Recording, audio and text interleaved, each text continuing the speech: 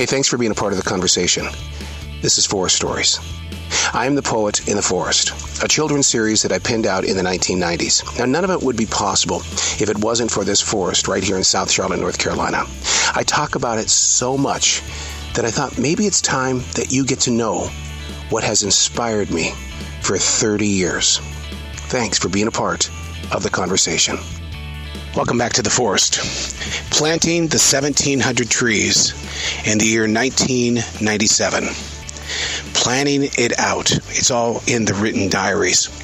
Where it needed to be a place of growth, where there was already too much growth, I needed to have some sort of plan, and it couldn't steal from the roots of other living trees.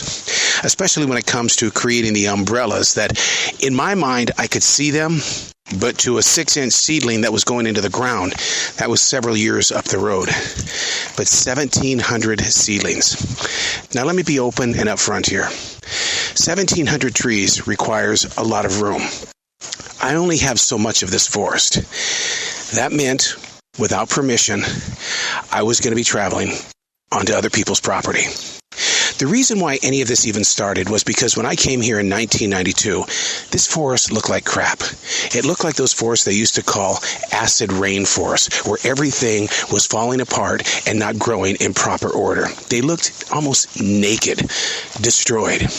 And it was like, if you have this one particular section of land and you want to plant 20 trees, then why does the other parts of the forest have to suffer? Because one particular tree farmer decided that he wanted to let his area be plentiful. Why not let it all be plentiful? So there I was, January of 1997, ordering my 1,700 tree seedlings from the state of North Carolina. And I knew that I was going to be going on to other people's property, and I knew I didn't have their permission. So I had to do secret covert operations really early in the morning and late in the afternoon and night to get those seedlings in the ground.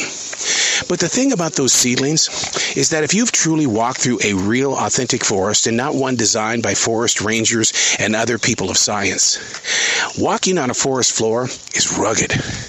Oh my God, where those tree roots used to be or where they're continuing to grow, there's no soil there. Maybe there's leaves and other soot, but there's also that vacant space. That one wrong step could put you down to your ankle or put you down to your knee because everything you thought was there didn't exist. Because in an authentic forest, there's nothing out there grooming the land to make it look all Home Depot and Lowe's pretty. So that was the struggle that I had to face, is that this forest was built by man back in the early part of the 1980s. They came in with their bulldozers, they tore down those trees, and basically they buried them. That's it. Put dirt over them, buried them. Well, when the trees deteriorated, what happened?